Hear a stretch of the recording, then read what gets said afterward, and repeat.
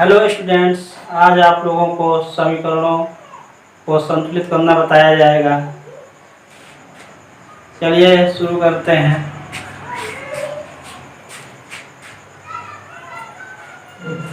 एक एग्जाम्पल लेते हैं।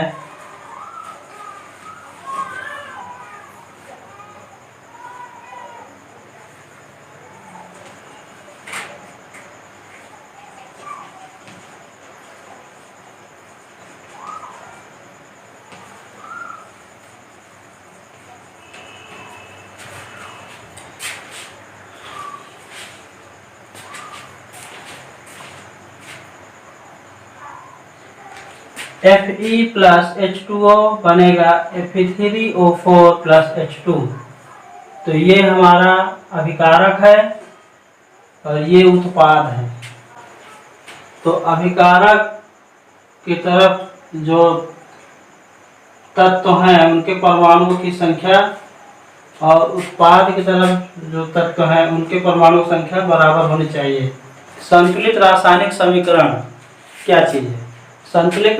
संतुलित रासायनिक समीकरण वह समीकरण जिसके अभिकारक में उपस्थित तत्वों के परमाणुओं की संख्या एवं बने उत्पाद में उन तत्वों के परमाणुओं की संख्या आपस में समान है, तो ऐसा समीकरण संतुलित रासायनिक समीकरण कहलाता है।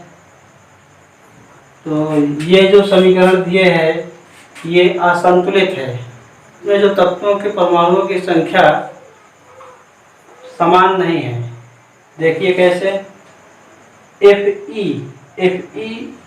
मतलब लोहा का आयरन का सूत्र है, आयरन का प्रतीक है ये। तो Fe के कितने परमाणु हैं? परमाणु इसमें नहीं दिया है। जब नहीं दिया रहेगा, कोई गिनती नहीं लिख रही तो एक समझिए। तो Fe के एक परमाणु है, हाइड्रोजन के दो परमाणु हैं, ऑक्सीजन के एक परमाणु है। यहाँ लिख लीजिए Fe के कितने परमाणु हैं? एक परमाणु है। हाइड्रोजन और ऑक्सीजन ये दोनों मिलकर के एक यौगिक बना है, इसलिए इसको ऐसे बांध देंगे। हाइड्रोजन के कितने परमाणु हैं?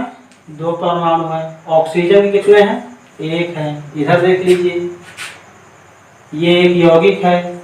यौगिक में कौन कौन तत्व हैं? आयरन हो गया, ऑक्सीजन हो गया, इनको दोनों को बांध दीजिए। और Fe के कितने परमाणु हैं? 3। ऑक्सीजन कितने परमाणु हैं? 4। ये हाइड्रोजन है, हाइड्रोजन के कितने परमाणु हैं? 2। ऐसे आपको लिख लेना है। ये अभिकारक की तरफ उपस्थित परमाणु की संख्या है, ये उत्पाद की तरफ उपस्थित परमाणु की संख्या है। Fe का 1 है, यहाँ Fe के 3 है, तो डिसबैलेंस है, असंतुलित है।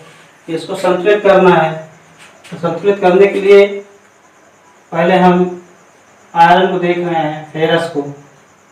तो इसका जो है परमाणु 3 है और इसका जो परमाणु 1 है, तो 3 बनाना है इसको। तो 3 बनाने के लिए इसमें हम गुणा करा देंगे। जब 3 का गुणा करा देंगे तो कितना आ जाएगा? 1 से बन जाएगा 3। चलिए, आयरन का 3 हो गया, आयरन का 3 हो गया। ऑक्सीजन का यहाँ 1 है, ऑक्सीजन का यहाँ 4 है। तो ऑक्सीजन के हमको बराबर करना है। ऑक्सीजन का 4 इसको करना है, तो 4 इसमें गुणा करा देंगे। तो 4 का गुणा कराएंगे दोनों में होगा। तो 4 का 2 में कराएंगे कितना आएगा? 4 दूनी 8। 4 का 1 को कराएंगे कितना आएगा? 4। तो लोहा का कितना है? और लोहा के कितने परमाणु हैं? 3 है। लोहे के कितने परमाणु हैं? 3 है। दोनों तरफ लोहे के परमाणु संख्या समान है। हाइड्रोजन के कितने हैं इधर? 8 हैं। इसमें हाइड्रोजन के 2 हैं। तो 2 है तो अभी भी संतुलित नहीं है, तो इसको 8 बनाया जाए। इसमें हम 4 का गुणा करा देंगे, तो 4 दूनी कितना हो जाएगा? 8 हो जाएगा। समझ रहे हैं? 4 का गुणा करा देंगे इसमें, तो 4 दूनी 8। ऑक्सीजन कितने हैं इसमें? 4 है, तो ऑक्सीजन कितने हैं? 4 है। अब दोनों तरफ परमाणुओं की संख्या समान हो गई, जब समान हो गई तो ये बैलेंस हो गया। अब यहाँ लिखेंगे आपका संतुलित रासायनिक समीकरण।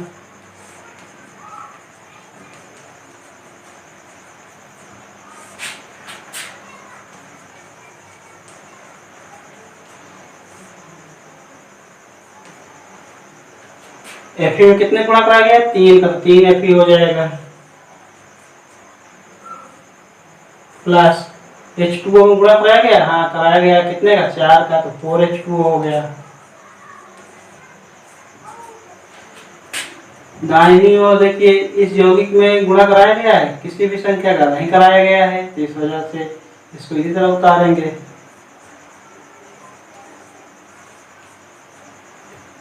हाइड्रोजन में देखिए गुणा कराया गया है, कराया गया, कितने कराया गया है? 4 का, तो 4 यहाँ लिख दीजिए 4H2, आंसर हो गया।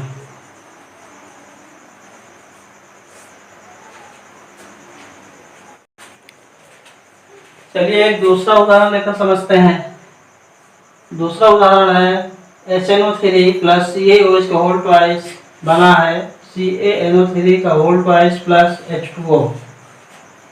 तो इसमें जो है ये अभिकारक है, ये उत्पाद है। तो अभिकारक में दो यौगिक हैं, एक नाइट्रिक अम्ल है, एक कैल्शियम हाइड्रोक्साइड है। उत्पाद में कैल्शियम नाइट्रेट है और प्लस जल है। तो चलिए इसको जो है हम बैलेंस करते हैं। इसके लिए पहले हम इसको जो है लिखेंगे HNO, यानी इस यौगिक में 3 तत्व हैं, हाइड्रोजन, नाइट्रोजन, ऑक्सीजन। इनको अलग अलग लिख लेंगे।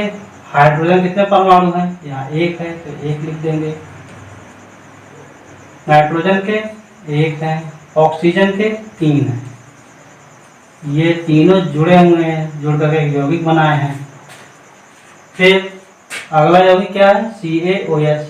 तो इसमें कौन कौन तत्व है? Ca हो गया, कैल्शियम प्लस ऑक्सीजन और हाइड्रोजन। ये भी एक यौगिक, इसके बांध दिए इनको तीनों को। अब कैल्शियम के कितने परमाणु हैं? तो यहाँ 1 छिपा है, तो कैल्शियम का 1 हो गया। ऑक्सीजन के ये जो होल ट्वाइस का मतलब है तो 2 गुना, इसका भी 2 गुना, इसका भी 2 गुना, तो ऑक्सीजन के 2 हो जाएंगे, हाइड्रोजन के भी 2 हो जाएंगे। चलिए इधर आ जाइए। तो Ca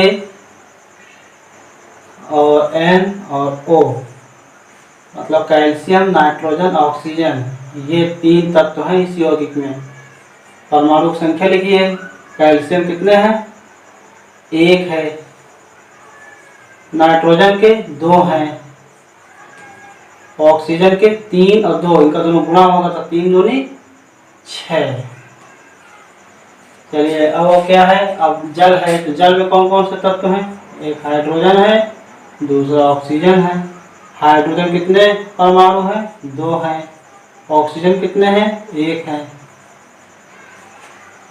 इतना करने के बाद अब हम देखेंगे कि बैलेंस है कि नहीं है। हाइड्रोजन का 1, हाइड्रोजन के 2, तो 2 1 मिला करके 3। तो हाइड्रोजन के 2 डिसबैलेंस है, नाइट्रोजन का 1, नाइट्रोजन के यहाँ 2 हैं, तो नाइट्रोजन को हम बराबर कर दें। नाइट्रोजन बराबर करने के लिए हम इसमें 2 गुना कर देंगे। जब 2 गुना करेंगे तो सभी तत्वों के परमाणुओं का दुगुना होगा। तो 2 का 1 में कराएंगे कितना आएगा? 2। 2 का 1 में कराएंगे कितना आएगा? 2। 2 का 3 में कराएंगे कितना आएगा? 6। अब मिलाते हैं। हाइड्रोजन के 2 और 2 मिला करके 4। यहाँ हाइड्रोजन के 2 हैं, चलिए हम इसको छोड़ देते हैं।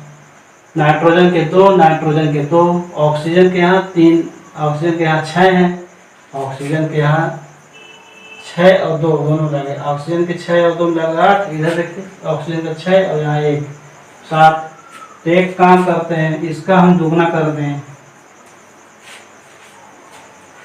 इसका हम दुगना कर दें तो 2 दूनी 4 हो गया, और 2 1 9 2 हो गया।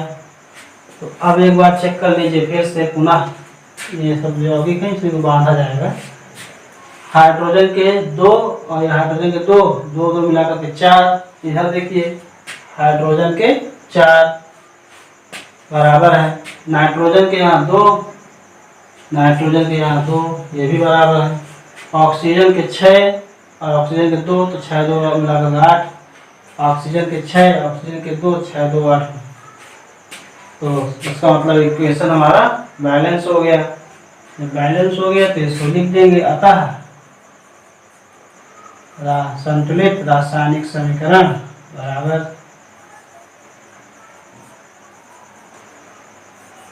अतः संतुलित रासायनिक समीकरण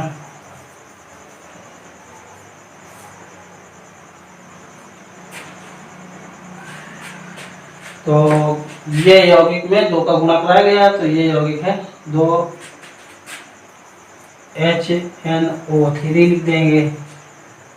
प्लस इस वाले यौगिक में गुणा नहीं कराया गया है, इसको इसी तरह लिखा रहने देंगे। ये CaOH का होल ट्वाइस बना है। इधर देखेंगे इस वाले यौगिक में कोई गुणा नहीं कराया गया है, तो इसी तरह इसको लिख देंगे CaNO3 का होल ट्वाइस। इसमें देखिए जल में गुणा कराया गया क्या? ना कराया गया। कितने कराया गया? 2 का, तो लिख देंगे 2H2O आंसर।